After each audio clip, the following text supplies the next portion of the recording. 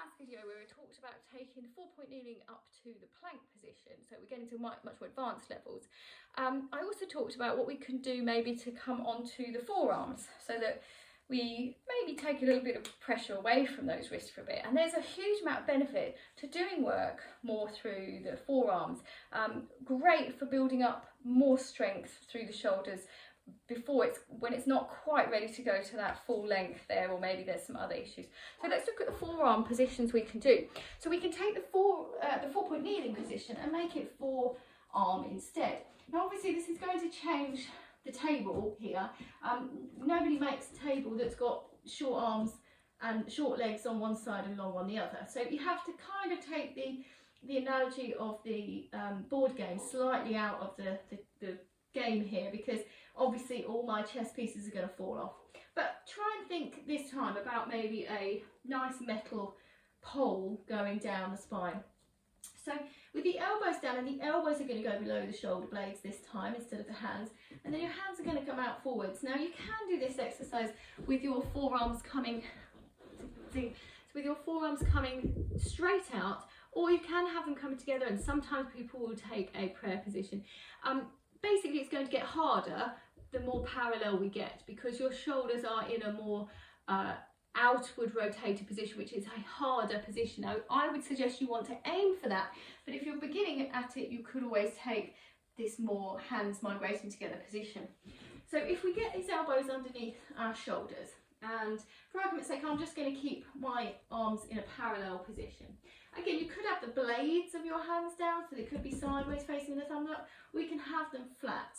So it's a little bit of preference. There will be different muscle activations, but it's all good to do. Now, provided we've still got that nice push of the shoulders. So say this is 4-point kneeling in a variation. I've got that nice straight spine. So this is a good position to start maybe doing some glute strengthening. So you can certainly do the dog peeing against the lamppost, as we did in the 4-point kneeling. We can do the donkey kick as well. And you'll probably get a little bit higher with the donkey kick in this position. But it's a nice strengthener for the glutes. But you must remember the same thing. Keep the weight equal through the forearms, the spine long from crown to tail, and the weight shifted centrally and not sliding out to the side. So some lovely exercises that we can just do straight into that position rather than being on hands and knees. But we can also take this into the plank, and I think this, to be honest, is a favoured plank for me. I prefer to do this one than to do it on my wrists, mainly because I do a lot of hand balances and things like that, so my wrists get quite a lot of work in other positions. So coming into plank from here, we've got our same position, elbows under shoulders, engage the shoulder blades, find that nice straight line through the body, take one leg back, and then at this point you need to really tuck that bottom under, and then take the other leg back and then lower the body into position.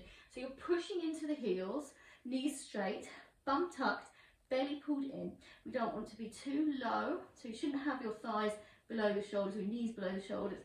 But we don't want to be hitching up in a sort of half down dog, bums in yet. It's got to be tucked, ribs hugging towards the pelvis. And then these shoulders, again, you've got to try and push them. If you really want to maximise the benefit of this plank, get all the muscle slings connecting from fingertips to toes, and then make sure that head is lining up. So staying there, you might notice that when you tick all those boxes, your ability to stay in that position reduces significantly. But that's why you're doing those adaptations. That's why you're using those principles.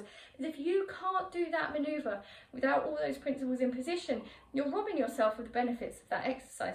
So have a go at those forearm exercises. Even if you've got perfectly good wrists, they're a really good variation for the shoulders to build up strength, and they will change a little bit what's happening in the lower body as well. So give those a go.